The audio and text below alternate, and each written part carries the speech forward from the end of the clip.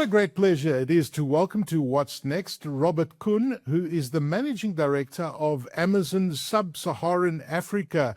And he leads the strategic growth and regional operations with a career rooted in resilience, starting from delivering newspapers as a child. And he even reminded me that he flew in the 702 chopper with me growing up.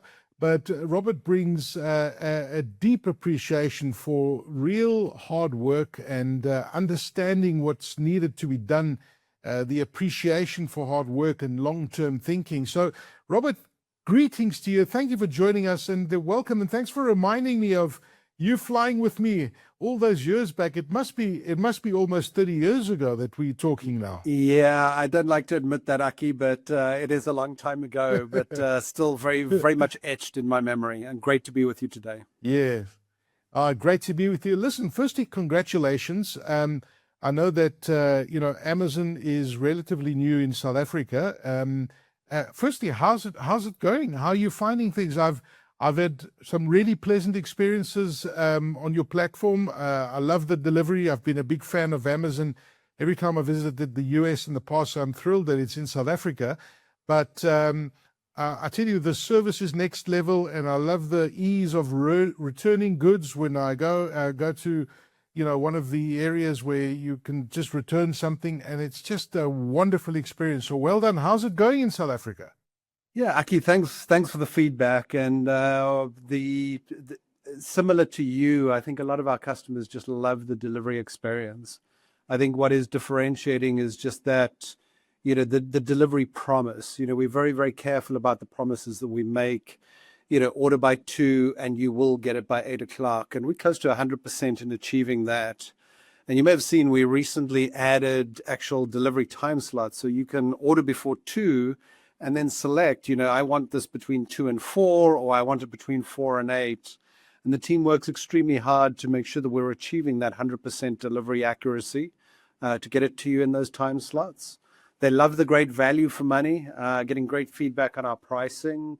And then we're building our selection. We're adding thousands of new products every week. And, just getting broader and broader. So great feedback from our customers. We had a knockout Q4 and the momentum's kept going into Q1, the first part of 26. So we're very excited, but I'll let you know, Aki, we're early in this journey. There's still a lot to do, and we're listening carefully to our customers, and we're going to continue to fine-tune the offering and make sure we're really giving South Africans what they want and what they deserve.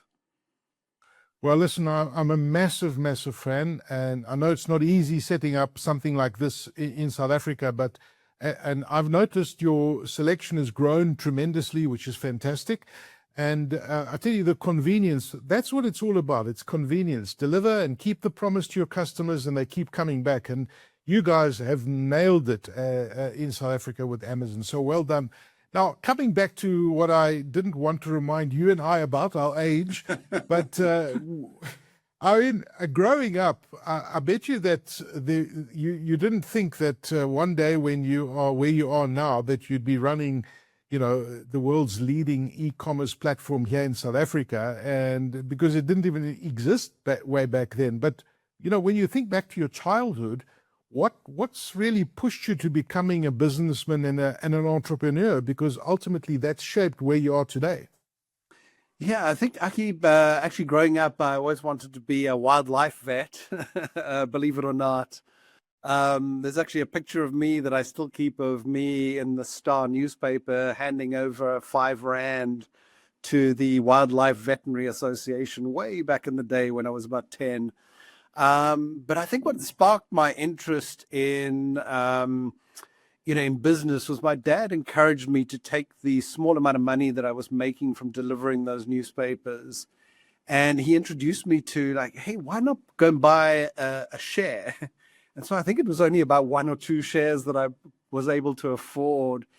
But somehow that sparked this incredible interest of what it's like to be an owner in a business and to see that teeny little bit of growth and that compounded growth, which was, I don't know, there's something quite special in that. And that gave me a real fascination in finance, marketing, how businesses work. And, that's been an ongoing fascination, just really, really, I always love chatting to small businesses, business leaders, to hear their experiences and what they do. So yeah, that's probably where it started, was with my dad encouraging me to make an investment. Wow, that's fantastic. And then it sounds like you really got to value the meaning of money and the understanding of compound interest over the years, investing in shares. You mentioned delivering newspapers. Was that your first ever job, would you say? And can you remember how much you used to earn back then? Man, it was just a few cents a newspaper, and I'll never forget.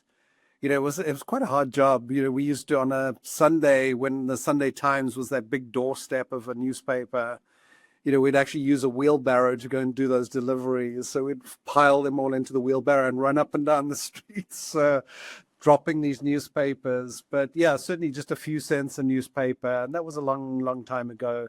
But I think it really taught me a lot of that value of, come from a family of where hard work is certainly valued and celebrated. And, you're not going to sit at home and get handouts from mom and dad. You better get off your butt and go and work hard. And I think that certainly stuck with me, right through my life.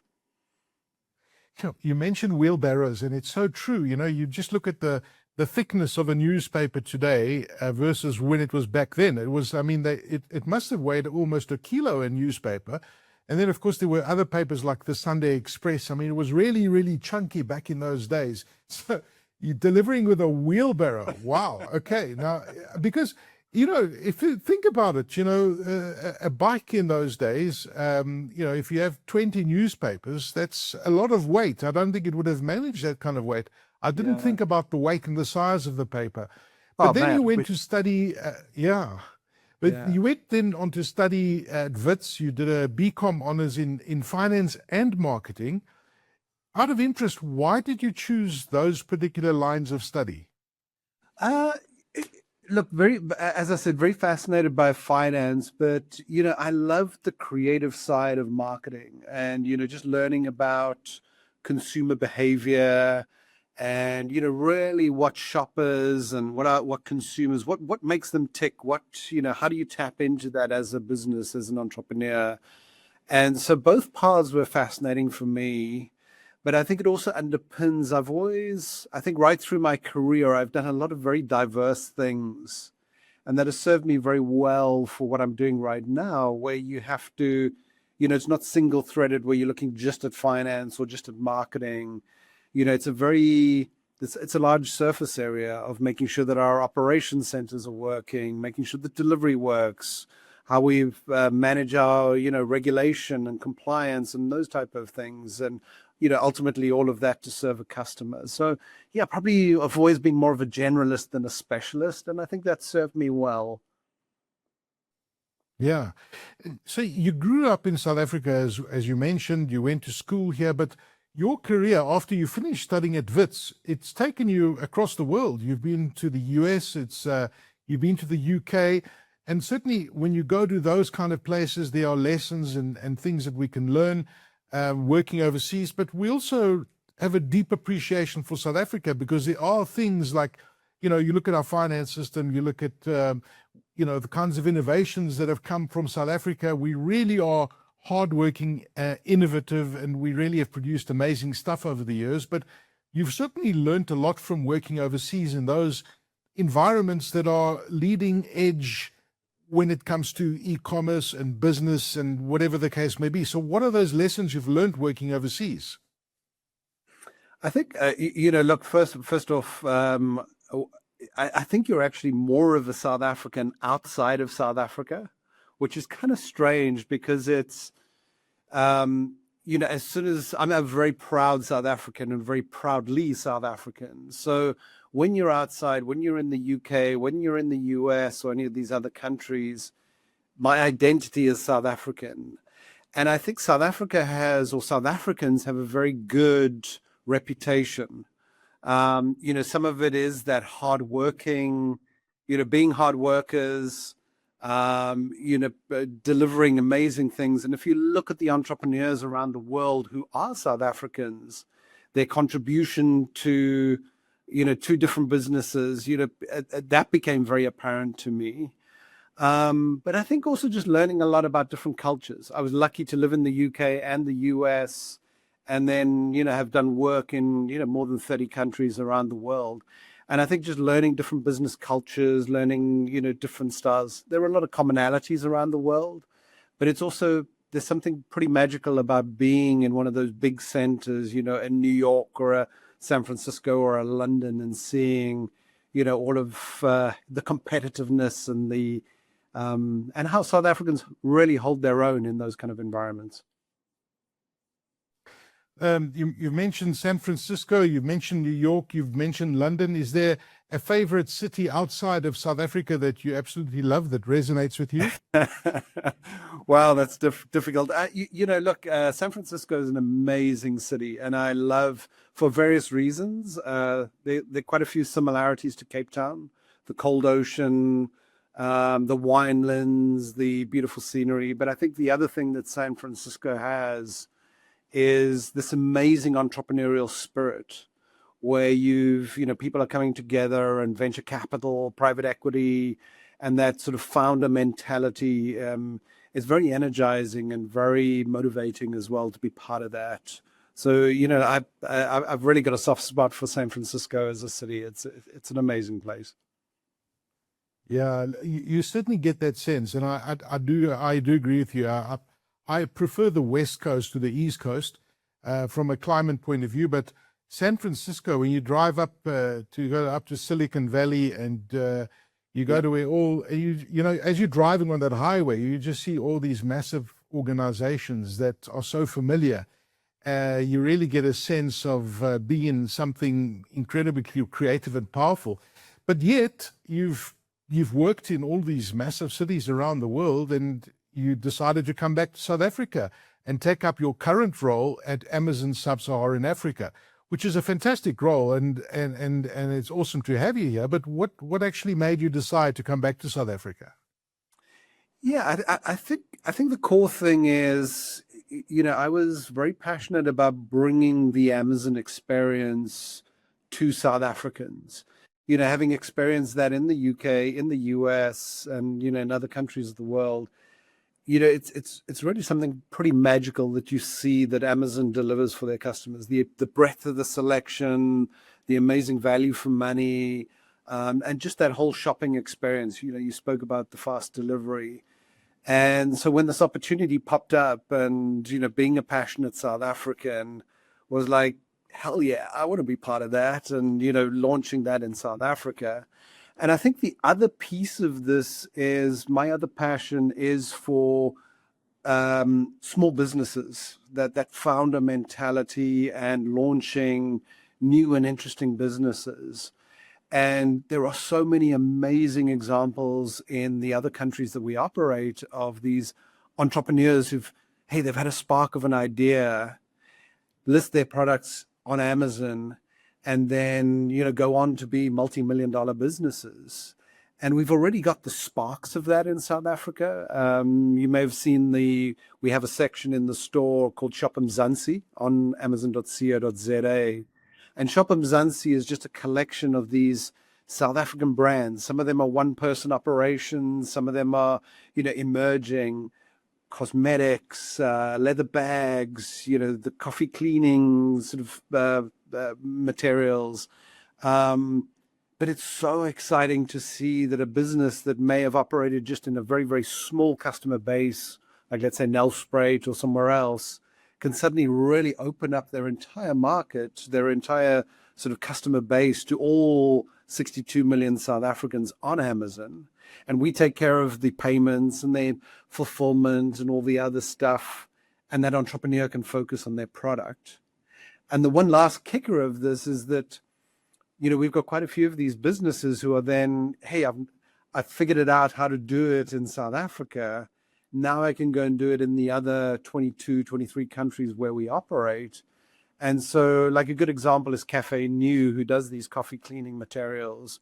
They listed on, I think it's 8 or 9 different Amazon stores around the world, and doing fantastically. And, My dream is that there'll be thousands of South African brands, South African companies selling successfully here in the country, but also taking that amazing selection to the rest of the world, and hopefully creating the next mega brand of the world comes from South Africa and not from anywhere else. And that is so encouraging. When you shop on Amazon.co.za, it's more like an incoming. So you're buying stuff that you need for your house, but you don't always think about the people that have set up those shops, those online shops, both for South Africans, but externally, because you've got unique products. And it's amazing that you've got South African businesses listed globally. So I don't know if you can divulge this, but what kind of percentage of online shops are exporting their stuff to other countries under the big Amazon umbrella? So if somebody's looking for something in another country, you guys send. So you probably send abroad a lot less than what you send locally. So are you at liberty to tell us how much of that stuff is going to other countries outside of South Africa? Yeah, look, around the world, more than 60% of the units that we sell on our stores are other businesses, and very, very often they're small businesses. I don't have the number of exactly how many South African businesses are selling on Amazon outside the country, but what I can tell you is that we want that to be a huge number. We want, there are a lot of customers in our other countries that are hungry for that South African selection, if it's a good product. So we want to make sure that we can help facilitate some of that. And not all of them will succeed. There's certain things that work, certain things that, being an entrepreneur is tough. You've got to sort of hone your product, and you can test it, and you can, but yeah, I'd love to see many, many South African businesses being successful, because the impact of a small business on South Africa is huge. The creation of jobs and the spillover impact into communities, we've seen it. As I visit some of these businesses, it's really encouraging, and I think that's what is going to be important for our economy going forward. I imagine that since returning, there have been challenges, and how you go about navigating those challenges. I know for many years we've always been saying, "Come on, Amazon, when are you coming to South Africa?" But it finally happened. And I think that I've read about the Amazon business model, but a market has to have a mature logistics system and easy to get goods in and out, because you've got a high standard which you hold in delivering and to your customers. So if the logistics infrastructure is not good enough, you're obviously not going to go into a country. So your challenges coming back, how do you go about navigating? What have they been? Yeah, I think sometimes we over-index on what we think are uniquely South African challenges. And, we operate in, as I said, about 23 different countries around the world, an online store. And, many countries face very similar challenges to us. We operate in India, we operate in Brazil, we operate in, Australia, United Arab Emirates, Saudi, all these different countries. And so there's a lot of learning that we can take from these other countries. But I think the other component is, in South Africa, what has worked really nicely for us is the partnering. So you probably know we partner with two large delivery firms. But what we've done is we've kind of blended their depth of knowledge of the South African landscape and what is unique to delivering in South Africa, and then blended our own technology and systems. And I think it's a pretty magical combination for South Africa to get that right. So, we can make sure that we're delivering to those standards of meeting all our promises. But at the same time, they know the ins and outs of, and the nuances. And it's really encouraging, Aki. I mean, I always talk about, I love looking at this heat map of the country and seeing where we're delivering. And it's amazing how those partners have also helped us to get to every corner of South Africa. We deliver everywhere. So whether it's Port Nolloth or Beitbridge or the middle of rural KwaZulu-Natal, we've got a big customer base building in the Eastern Cape, rural Eastern Cape. We've got over 4,000 pickup points around the country. So a lot of that is just working very closely, our technology with, great local partners. And that's worked for us. But yeah, we have had challenges. But we listen very carefully to our customer and listen to where we need to make the tweaks and where we need to make the adjustments, and try and move as fast as we can to address anything that is subpar. So that's fantastic to hear that you go all over the country. I didn't know that. When you mentioned Port Nolloth, I'm thinking, Pofadder and Springbok. It's all up Yeah. that way. Oh, And all so of them. you really go all over the place. So you can be in the middle of nowhere and you can order stuff on Amazon. It'll get to you. Pretty much. And again, I think a lot of people value the pickup points. Just about the entire population's covered with a vast network of pickup points. So, a lot of people in rural areas are going to town once a month or whatever, and they don't have access to the same sort of breadth of selection, the same, sharp pricing and that great experience. And so we're taking that experience to South Africans. I mean, my mom, as an example, she lives in Knysna and, wanted a toothbrush, and, you can order it and next day, bam, there it is, delivered to her retirement village, and she's got a new toothbrush and off she goes. And, that's, yeah. So it's actually really interesting. We're seeing some really good traction from, it's not just the major cities. It's a lot of the secondary cities, rural areas where people are suddenly, and you're seeing these pockets starting to build where people are going like, wow, it actually works. I can really trust the service, and it's good. It's they say what they're going to do, or do what they That's say. remarkable. Yeah. It must be such a privilege, right, to be in an environment like this where you're literally changing people's lives with the convenience. I mean, you look at your mom; she couldn't have done that, 5 years ago. Now, at the touch of her fingertips, she's got access to the world and receiving goods at whatever she likes, basically. Your Yeah, and leadership style, and I imagine. Yeah, sorry, carry on. I think that goes back to your original question of why I was so excited to bring Amazon to South Africa, because I think it is just so great for South African shoppers, bringing a different level of service, different level of selection and great value. So I think it's, that's the piece that really got me going. And I think you can see it.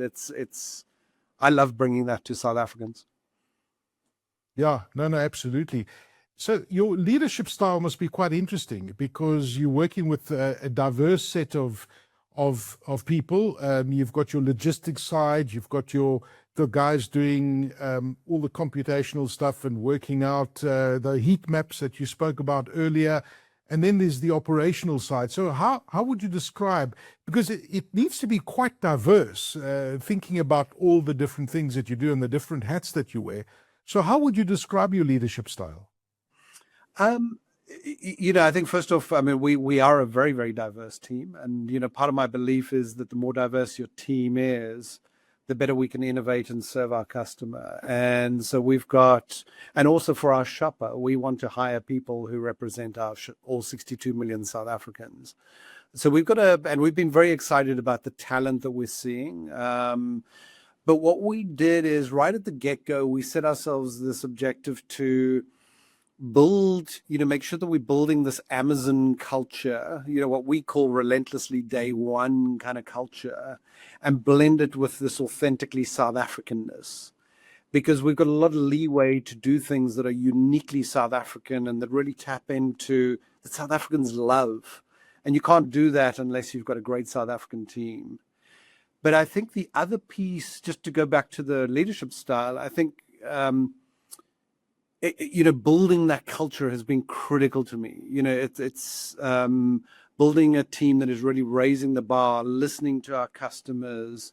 And for me, it's all about learning. I look for team members that have that learning mindset where they may come into a review and it's like, I'll challenge them on something, they'll challenge me on something, but we're learning together. And it's the team members who have that learning mindset and are continually striving to, hey, tell me more.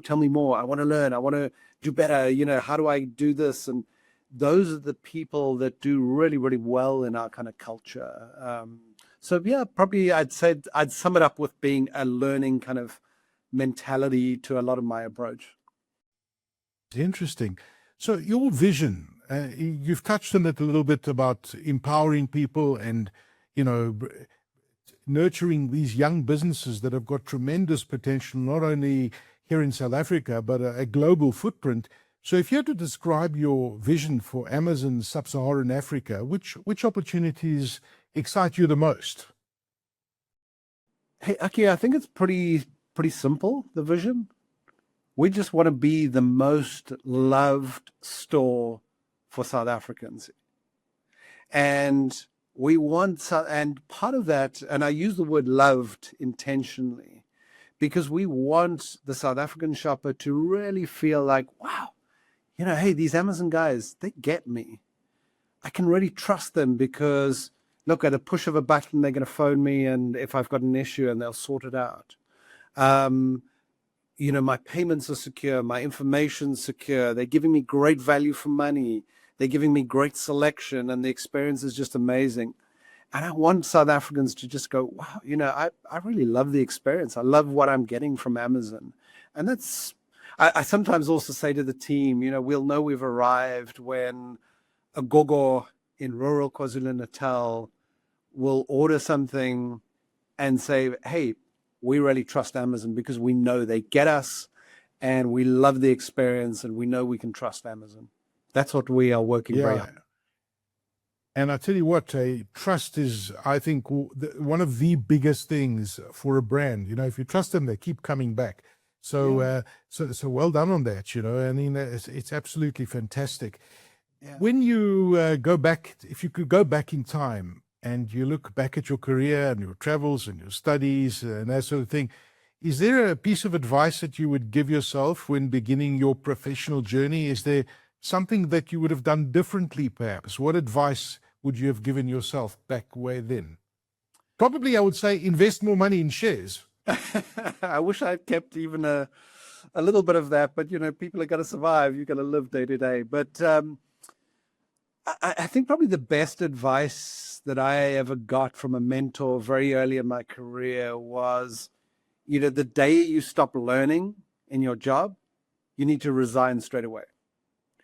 And I think I'm not sure I really took that on board early on, but I strongly believe if you're a young South African, whether you're starting a new business, whether you're working, no matter where you're working, you could be working in a service industry or whatever, but you need to be hungry for that learning. We have a leadership principle called learn and be curious.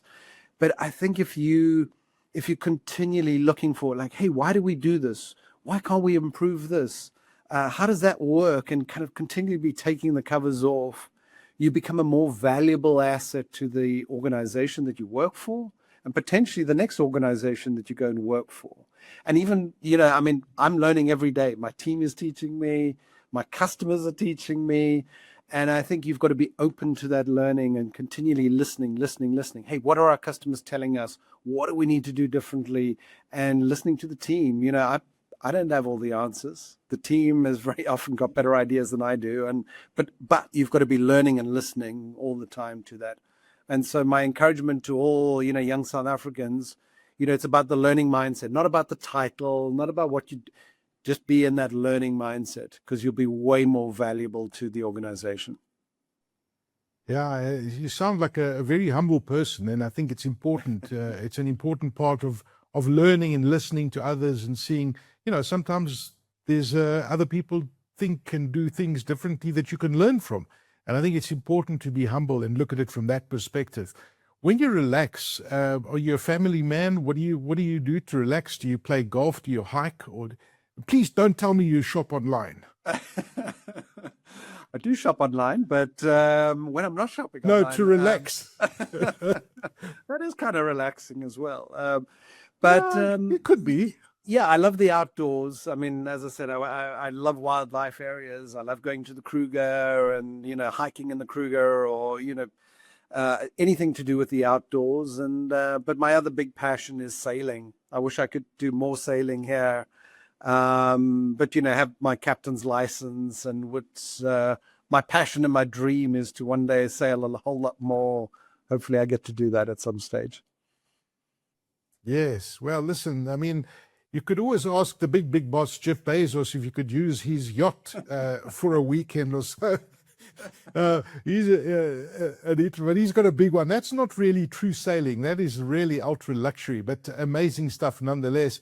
Robert, listen, it's been absolutely fascinating chatting to you. I've really enjoyed it. And again, well done on Amazon. How long has it been now that Amazon's been in South Africa? It must be over a year now.